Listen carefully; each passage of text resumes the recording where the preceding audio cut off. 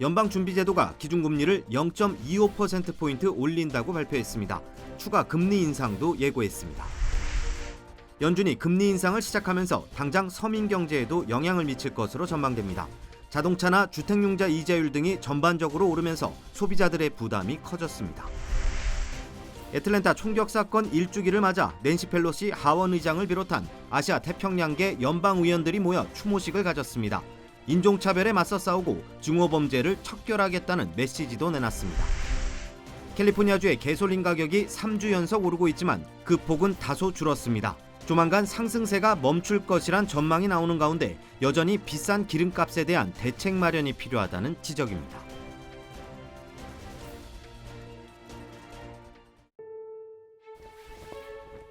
엄선된 108가지 순수한 약초, 과일, 채소, 버섯과 곡물의 생명력을 고스란히 담아 한 알 한 알 정성으로 빚었습니다. 최상의 재료와 3번의 발효 공정을 거친 일본 효소과학의 결정체 우메켄 효소화. 자연이 만들고 우메켄이 전합니다. 우메켄. 여러분 안녕하십니까? 3월 16일 첫 소식입니다. 연방준비제도가 기준금리를 0.25%포인트 올린다고 발표했습니다. 3년여 만에 금리 인상을 단행한 건데 연준은 최근 극심한 인플레이션을 잡기 위한 조치라며 연내 추가 인상도 예고했습니다. 뉴욕에서 이용주 특파원입니다. 미 연방준비제도가 이틀 동안 정례 회의를 열어 통화 정책을 논의한 끝에 기준 금리를 0.25%포인트 인상한다고 밝혔습니다. Today, in support of these goals, the FOMC raised its policy interest rate by 1/4 percentage point.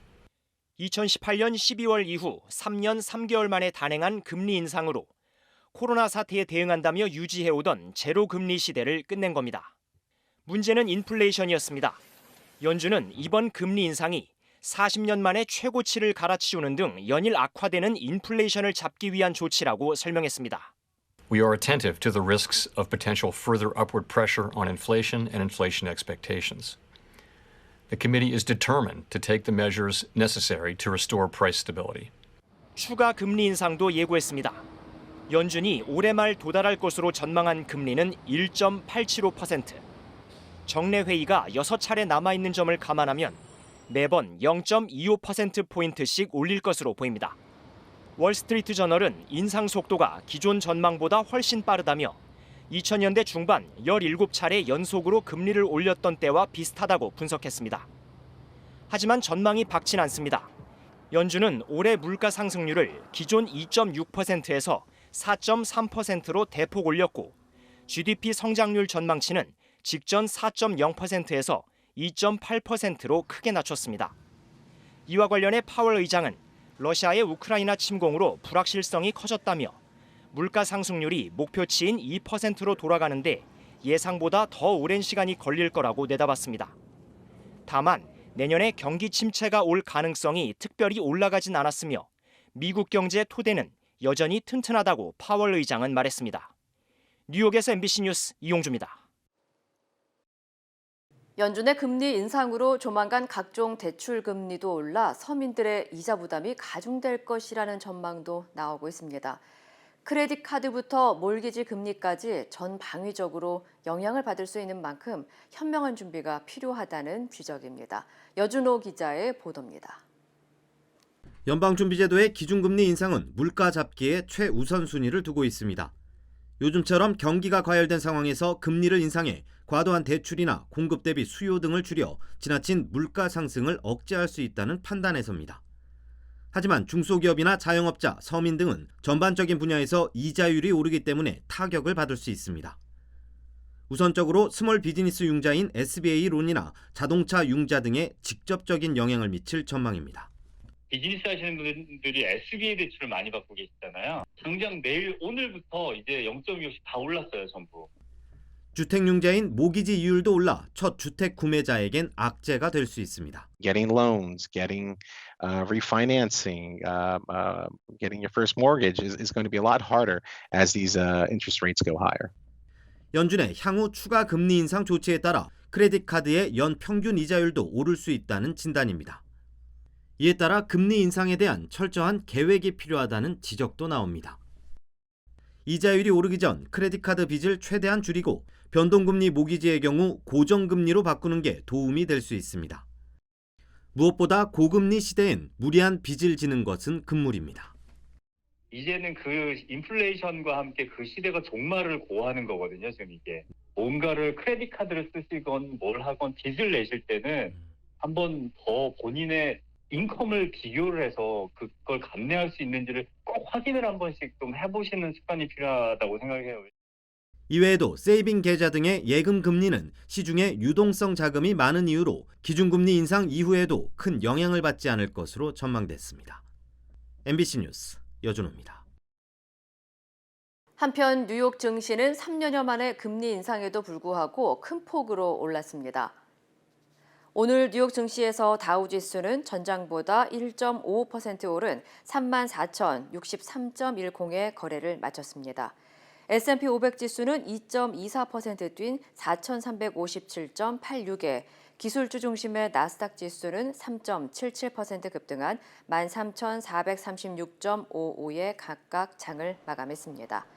전문가들은 기존 금리 인상 예상에 부합하는 연준의 결정으로 오히려 불확실성이 해소됐고 국제 유가 역시 하락세를 이어가면서 투자 심리에 긍정적인 영향을 미쳤다고 분석했습니다.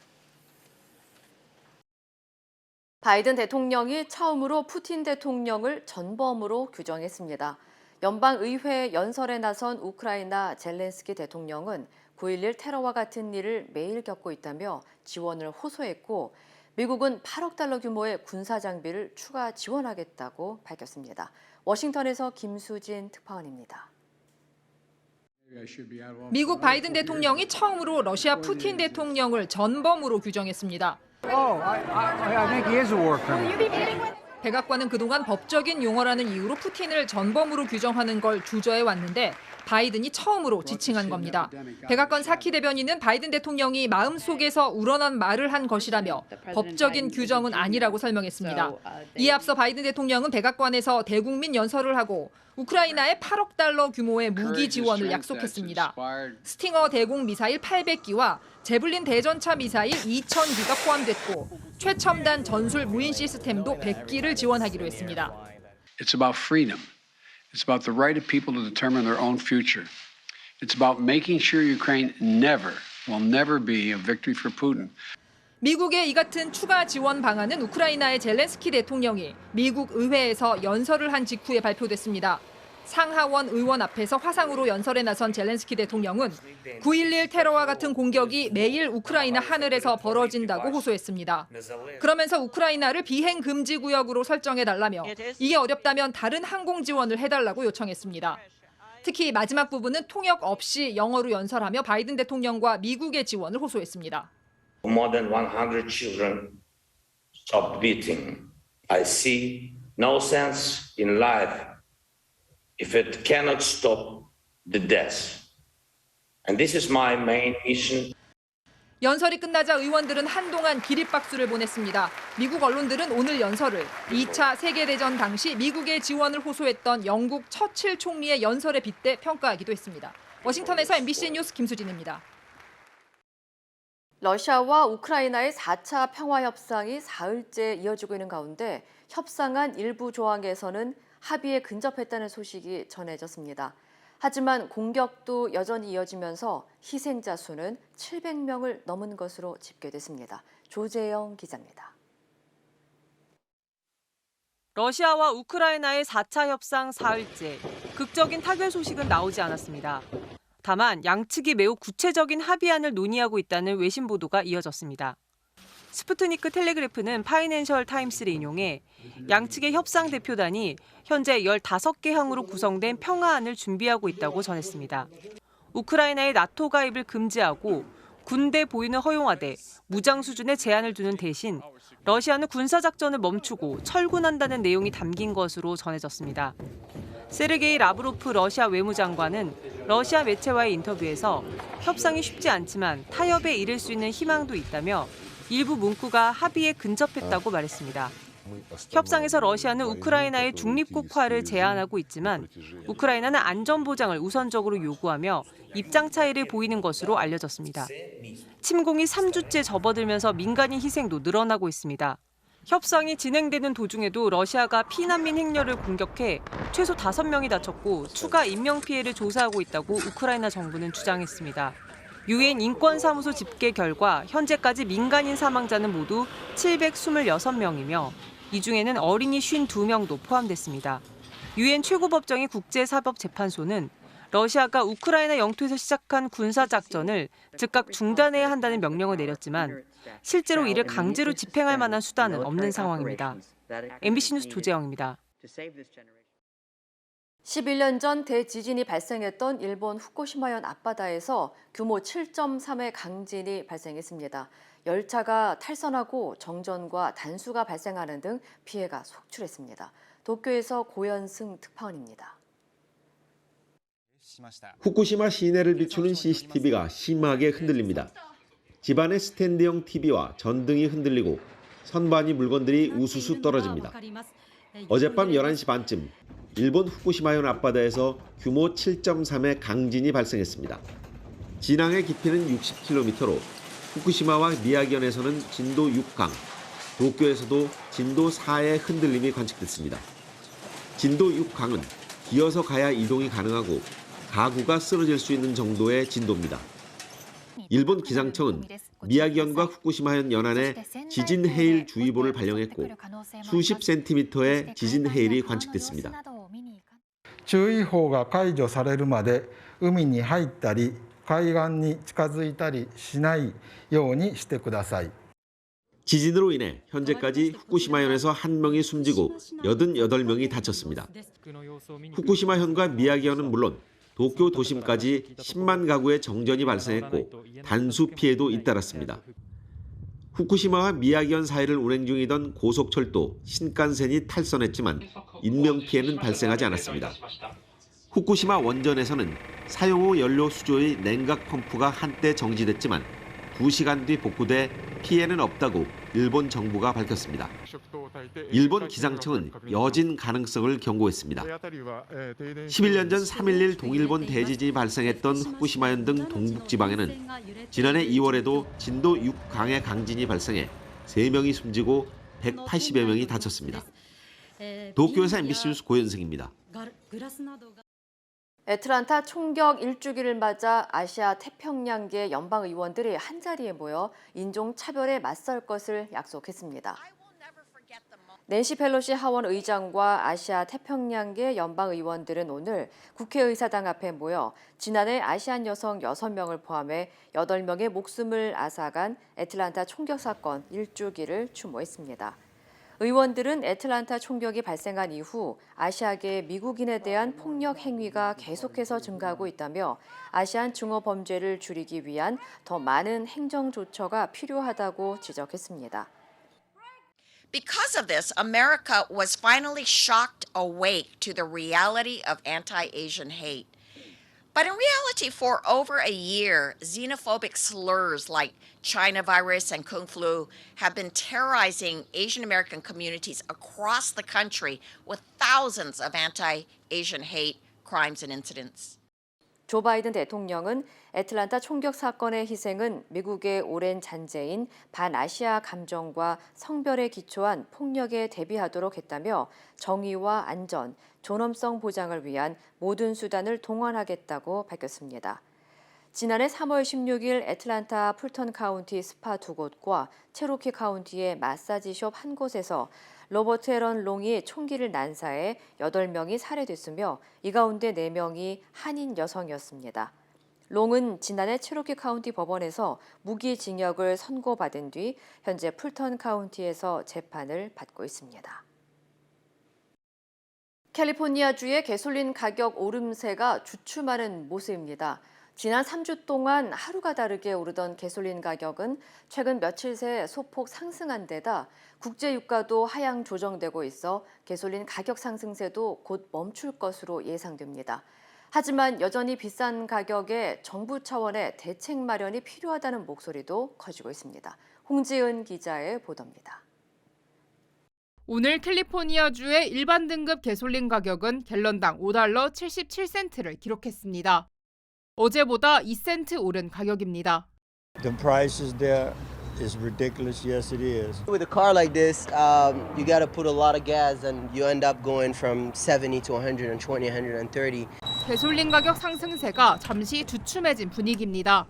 지난 3주 동안 치솟던 가솔린 가격은 최근 며칠 사이 소폭 오르면서 상승세가 멈출 기미를 보이기 시작했습니다.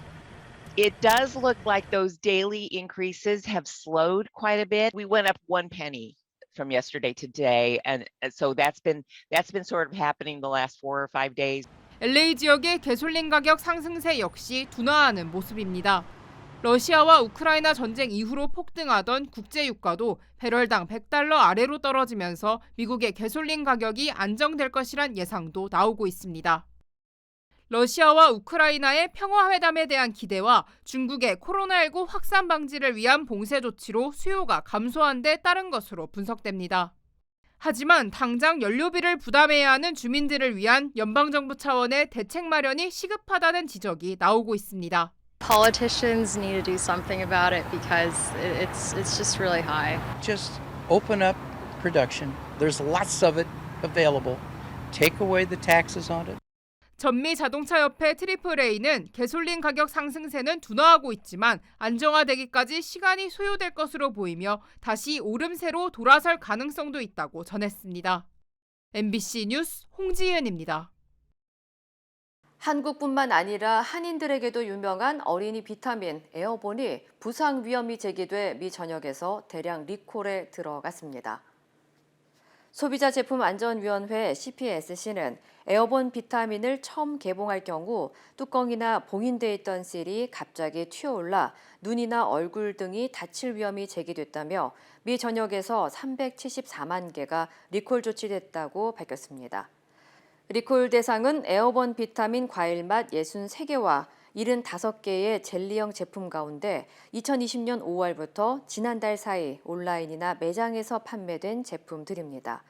대부분 월마트와 타겟, 코스코, 월그린스, 아마존, CVS 등 전국에서 판매됐습니다. 위원회 측은 해당 제품을 구매한 소비자들은 리콜 관련 웹사이트를 통해 환불을 받을 수 있다고 전했습니다. 한편 이번 리콜과 관련해 현재까지 20여 건의 부상 사례가 보고된 것으로 알려졌습니다. 미국 대학 골프팀을 태운 승합차와 픽업 트럭이 정면 충돌해 최소 9명이 숨졌습니다. 텍사스주 공공안전국은 뉴멕시코주의 사우스웨스트 대학 골프팀을 태운 승합차가 텍사스 앤드루사 카운티 외곽도로를 달리던 중 중앙 차선을 넘어온 픽업 트럭과 충돌했다고 밝혔습니다. 경찰에 따르면 두 차량 모두 사고 직후 화염에 휩싸였으며 승합차에 타고 있던 대학생 6명을 포함해 코치와 픽업 트럭 운전자 그리고 탑승자 등 9명이 숨지고 다른 대학생 2명은 크게 다쳐 병원으로 후송됐습니다. 숨진 학생들은 텍사스 미들랜드 칼리지에서 열린 골프 대회를 마치고 복귀 중이었던 것으로 전해졌습니다. 당국은 현재 연방 당국과 함께 정확한 사고 경위를 조사하고 있습니다. 최근 주택가를 대상으로 한 범죄가 갈수록 대범해지면서 주민들의 불안감이 높아지고 있습니다. 지난 5일 오전 5시 45분쯤 캘리포니아주 레이크우드 지역의 한 주택가에서 야구 방망이와 쇠 지렛대를 든 6명의 떼강도가 새벽에 차량 촉매 변환기를 훔치기 위해 주차된 차량을 파손시키는 사건이 발생했습니다. 공개된 CCTV 영상에 따르면 한 주택 앞에 2대의 차량이 멈추자 6명의 용의자가 차에서 내린 뒤 주차된 세단을 야구 방망이로 내리치는 장면이 포착됐습니다. 집에서 이를 목격한 차주는 멈추라고 소리쳤지만 용의자들은 오히려 집으로 다가오며 위협적인 행동을 보였고 차량의 창문과 사이드 미러까지 파손시켰습니다.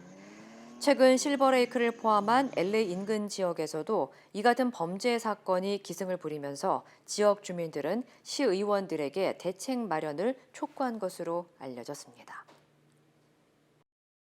러시아의 우크라이나 침공 사태에 따른 고유가 여파에 여행 수요가 몰리면서 항공권 가격도 인상됩니다. 델타항공은 치솟는 연료비를 충당하기 위해 티켓당 15달러에서 20달러 가격 인상이 필요하다고 밝혔습니다. 대한항공과 아시아나항공이 발표한 4월 국제선 유류 할증료에 따르면 대한항공은 한 달 전과 비교해 구간별로 최대 53.5% 올랐고 아시아나항공의 경우 한 달 전보다 40%가량 인상됐습니다. 항공사 경영진들은 보통 항공권 가격이 오르면 수요가 줄어들지만 오미크론 변이 확산이 주춤해지면서 최근 여행 수요가 빠르게 늘면서 유가 상승에 따른 타격이 크지 않을 것으로 예측했습니다. 미국 주요 항공사들은 올해 1분기 매출이 지난 1월 전망치를 상회할 것으로 예상하고 있는 가운데 델타 항공 주가는 어제보다 8.7% 올랐고 아메리칸 항공도 9% 이상 상승했습니다. 엄선된 108가지 순수한 약초, 과일, 채소, 버섯과 곡물의 생명력을 고스란히 담아 한 알 한 알 정성으로 빚었습니다. 최상의 재료와 3번의 발효 공정을 거친 일본 효소과학의 결정체, 우메켄 효소와 자연이 만들고 우메켄이 전합니다. 우메켄. 그곳은 다양한 모습으로 우리 앞에 나타납니다. 때론 극적인 방식으로 자신을 드러내기도 하고 세상을 보는 우리의 시선을 끊임없이 바꾸며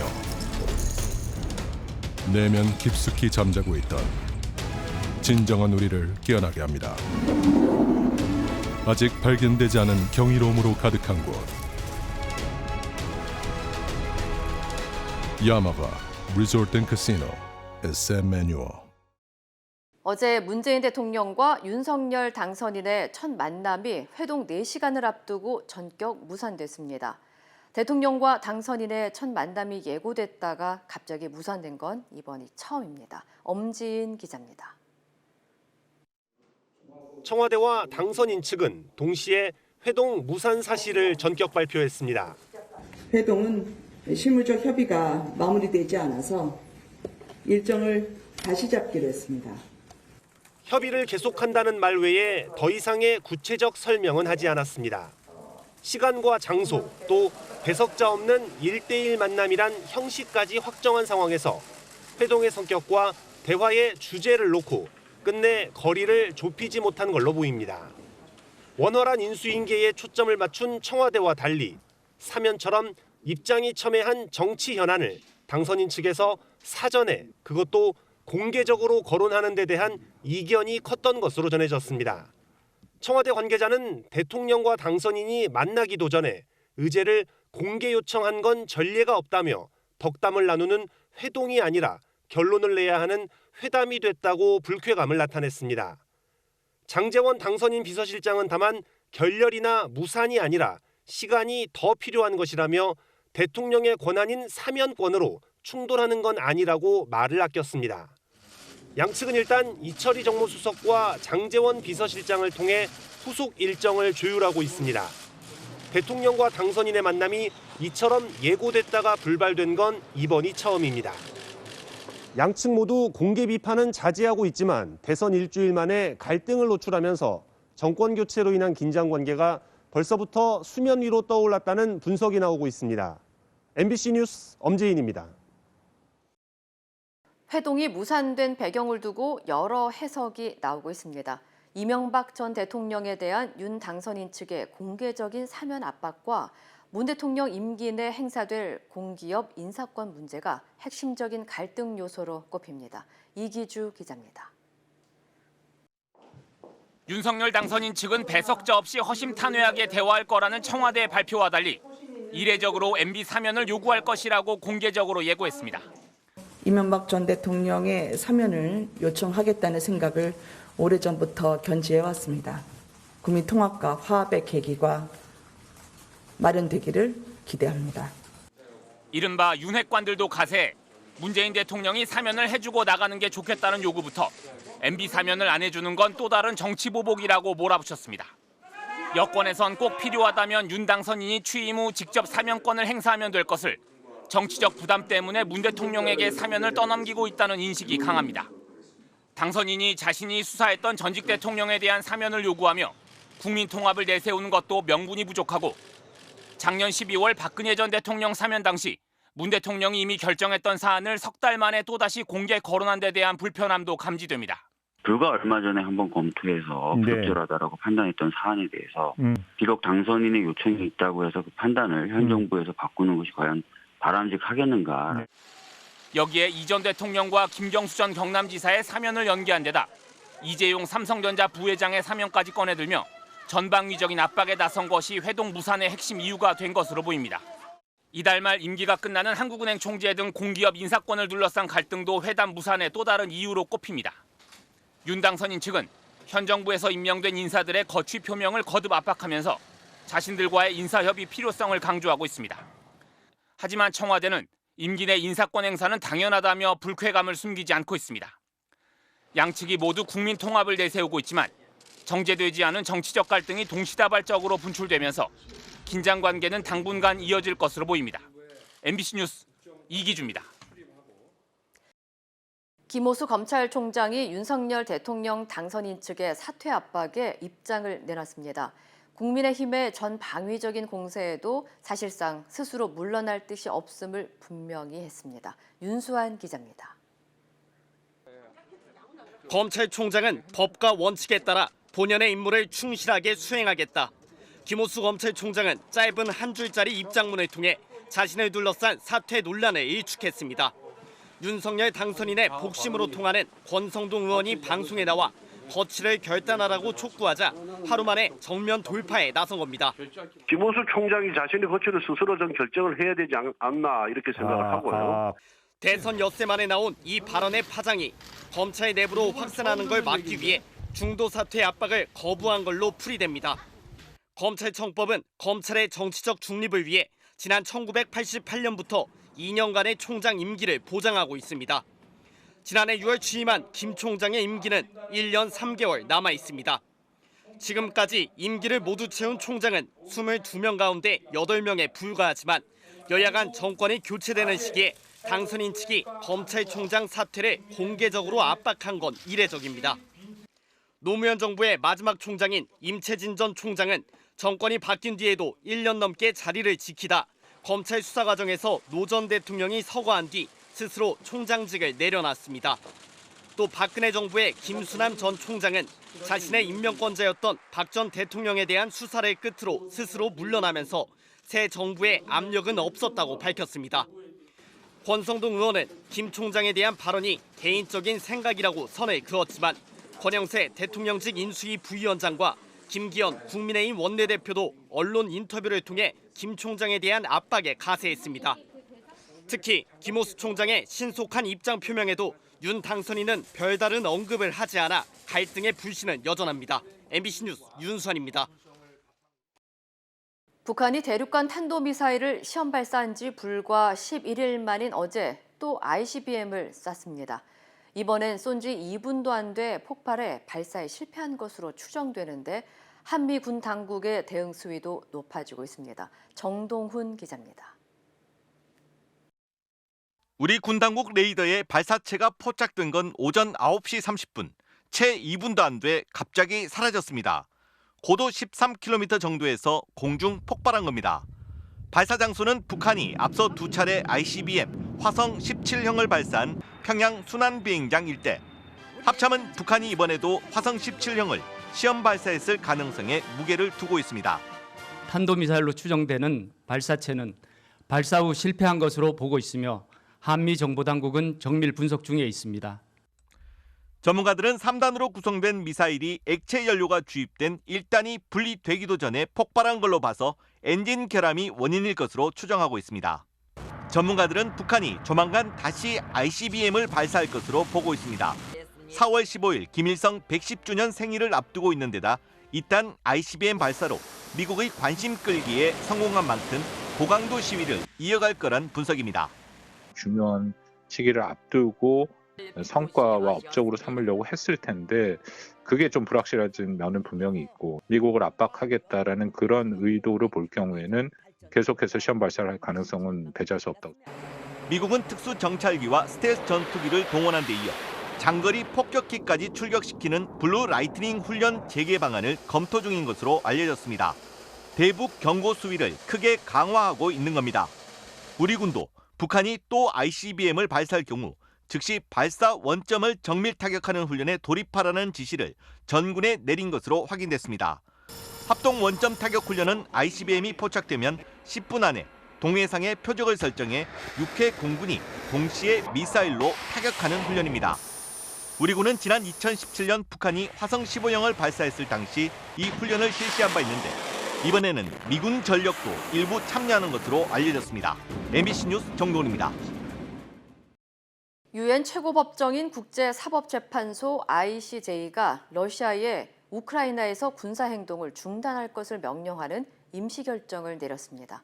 관련 소식 전해드립니다. 국제사법재판소 판사는 러시아는 올해 2월 24일 우크라이나 영토에서 시작한 군사작전을 즉각 중단해야 한다고 밝혔습니다. 또 러시아가 통제하는 병력 또는 러시아가 지원하는 병력은 군사작전을 멈추도록 해야 한다고 결정했습니다. 이번 결정은 우크라이나가 러시아를 국제사법재판소에 제소한 데 따른 것인데요. 우크라이나는 러시아가 돈바스 지역에서 집단 학살이 자행된다는 거짓 의혹으로 전쟁을 정당화했다며 군사작전 즉각 중단을 명령하는 임시 조치를 해달라고 요청했었습니다. 다만 국제사법재판소의 판결은 법적 구속력은 있지만 이 판결을 집행하도록 할 직접적이고 실질적인 수단은 없습니다. 러시아의 우크라이나 침공으로 세계 밀 공급 차질 우려가 커진 가운데 인도가 밀 수출을 늘려 세계 시장 점유율을 높일 계획이라고 로이터 통신이 인도 정부 소식통을 인용해 보도했습니다. 보도에 따르면 인도는 중국에 이은 세계 2위 밀 생산국으로 최근 우크라이나 전쟁으로 인한 밀 가격 급등 속에 잉여 물량을 수출하기 위한 협상을 벌여왔습니다. 그동안 인도는 밀 재고가 남는데도 물류 문제와 품질 우려로 세계 시장에 대량의 밀을 팔지 못했습니다. 로이터는 또 서방 국가들이 경제 제재로 러시아를 고립시키려 하지만 인도가 러시아 원유와 다른 원자재를 싼 값에 살 가능성이 있다고 인도 정부 관리들을 인용해 전했습니다. 인도 정부의 한 관리는 러시아가 석유와 다른 원자재를 대폭 할인해 주겠다고 제안했다며 우리는 이를 기쁘게 받아들일 것이라고 말했다고 합니다. 미국에서 10대 학생들이 흑인 친구들을 대상으로 노예 경매 놀이를 해 논란이 일고 있습니다. 미국 CNN 방송에 따르면 노스캐롤라이나 채텀 카운티에 사는 애슐리 파머는 지난 4일 페이스북을 통해 만 13세인 아들이 노예 경매 놀이에서 노예로 팔렸다고 적었습니다. 또 아들의 친구는 $350, 우리 돈 약 43만 원에 팔렸고 또 다른 학생은 흑인을 어떻게 다룰지 알고 있어 노예 마스터로 불렸다고 밝혔습니다. 그러면서 이번 사건이 알려진 뒤 경매에 참여한 학생들은 하루 정학을 당했지만 그의 아들은 친구들에게 폭행을 당하는 등 괴롭힘을 당했다고 파머는 주장했습니다. 논란이 확산하자 채텀 카운티 교육청은 학부모들에게 이번 사건에 대해 사과하면서 재발 방지 계획을 위원회에 보고했습니다. 이 시각 세계였습니다. 그곳은 다양한 모습으로 우리 앞에 나타납니다. 때론 극적인 방식으로 자신을 드러내기도 하고 세상을 보는 우리의 시선을 끊임없이 바꾸며 내면 깊숙이 잠자고 있던 진정한 우리를 깨어나게 합니다. 아직 발견되지 않은 경이로움으로 가득한 곳. 야마바 리조트 앤 카시노 SM 매뉴얼. 투데이 이슈톡입니다. 러시아의 우크라이나 침공 후 푸틴 러시아 대통령에 대한 국제사회의 비난이 이어지고 있는 가운데 미국 한 도시에 세워진 9.11 테러 추모비에 푸틴 대통령의 이름이 사라졌다고 합니다. 첫 번째 키워드는 9.11 추모비, 푸틴 이름 가려져입니다. 뉴욕의 스카이라인을 마주하고 선 조형물, 눈물방울 기념비라는 이름이 붙여진 9.11 테러 추모비인데요. 안내판이 가려져 있습니다. 푸틴 대통령의 이름이 새겨졌기 때문인데요. 현재 시각 15일 지역 매체 더 저지 저널은 미국 뉴저지주 베이온시에 세워진 9.11 테러 추모비에 새겨진 푸틴 대통령의 이름이 임시로 가려졌다고 보도했습니다. 이 추모비는 9.11 테러로 희생된 이들을 위해 러시아 예술가 주라브 체레틀리가 만들어 선물한 것으로 푸틴 러시아 대통령도 지난 2005년 기념비 기공식에 참석했다고 합니다. 하지만 베요인시 시장이 러시아의 우크라이나 침공에 항의하는 의미로 푸틴 대통령의 이름이 새겨진 추모비와 안내판을 가리기로 한 건데요. 그는 이번 조치에 대해 9.11 희생자와 가족의 명예를 훼손하지 않기 위해서라며 우크라이나 국민에 대한 지지를 표명한다고 말했습니다. 마라톤 대회 현장에 돌진하는 음주운전 차량을 경찰차로 막아선 아찔한 순간이 공개됐습니다. 미국에서 일어난 일인데요. 두 번째 키워드입니다. 마라톤 돌진 음주차, 경찰차로 마감니다. 현지 시간 지난 6일 오전 미국 플로리다주 템파의 한 고속도로 경찰차가 마라톤 대회 현장에 돌진하는 차와 정면으로 충돌합니다.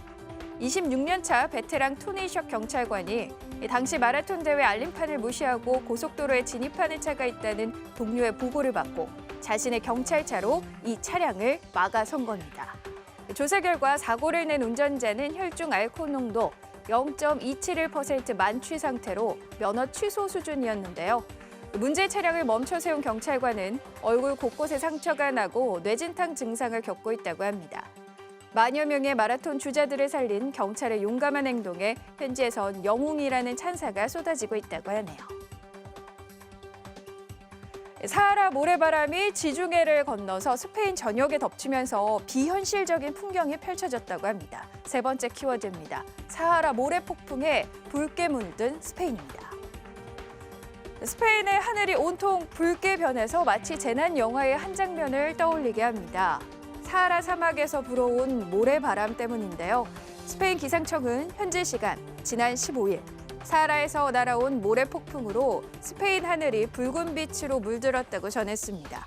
산화철 성분을 포함하고 있어서 붉은색을 띠는 사하라 모래 폭풍. 자동차 위에도 창문에도 붉은 모래가 내려앉아서 얼룩이 남았죠. 현지 기상청은 봄에 미세먼지가 유입되긴 하지만 올해처럼 강력한 경우는 이례적이라고 밝혔습니다. 전문가는 지구온난화로 사하라 사막이 확장되면서 유럽에서는 더 큰 먼지 폭풍이 일어날 가능성이 있다고 지적했습니다. 남미의 한 가족이 일생일대의 세계 여행을 마치고 집으로 돌아온 사연이 화제입니다. 네 번째 키워드입니다. 5개 대륙 36만 킬로미터 22년간 여행한 부부입니다. 마치 개선 장군을 따르듯 사람들이 한 자동차 뒤를 쫓아가네요. 22년 전 세계 여행에 나섰던 허먼잭, 칸델라리아 부부가 고향인 아르헨티나에 도착했기 때문입니다. 이동거리 총 36만 2천 킬로미터, 5개 대륙 102개국을 넘는 세계 일주를 성공한 건데요. 평범한 직장인이었던 두 사람은 세상을 더 보기 위해 지난 2000년 클래식카를 타고 모험에 나섰다고 합니다. 애초 알래스카만 보려고 여행을 시작했다가 긴 여정으로 이어졌는데요. 타지에서 보고 느낀 여행기를 담은 서적을 팔아 경비를 마련했고요. 변덕스러운 날씨와 각종 풍토병 등 수시로 고비가 찾아왔지만 그때마다 출생 국가가 다른 4명의 자녀가 태어나 든든한 여행 동반자가 됐다고 합니다. 부부는 세계 일주의 꿈을 이루는 데 많은 사람이 도움을 줬다고 고마움을 표시했습니다. 이웃집이 무시무시한 호랑이를 키우고 있는 걸 발견한다면 어떨까요? 멕시코 한 주택가에서 실제로 이런 일이 벌어졌습니다. 5번째 키워드입니다. 이웃집에 호랑이가 있어요. 창밖을 내다보는 호랑이가 있어요. 빨리 와보세요. 현지 시간 지난 12일 멕시코 환경보호검찰국에 이런 황당한 신고가 접수됐다고 합니다. 반신반의하며 현장으로 출동한 단속반. 문을 따고 집 안으로 들어갔더니 약 8개월로 추정되는 암컷 벵골 호랑이가 사람이 없는 쓰레기가 가득한 집안에 방치돼 있었는데요. 멕시코 당국은 위생관리가 엉망인 가정집에서 호랑이를 즉시 구조해 동물보호소로 인계했다고 합니다. 소식을 듣고 뒤늦게 나타난 호랑이 주인은 합법적으로 소유권을 갖고 있는 호랑이라며 돌려달라고 요청했는데요. 하지만 검찰은 비위생적인 환경에서 호랑이를 방치하고 제대로 돌보지 않은 점을 들어 호랑이를 내주지 않기로 했습니다. 투데이 이슈 톡이었습니다.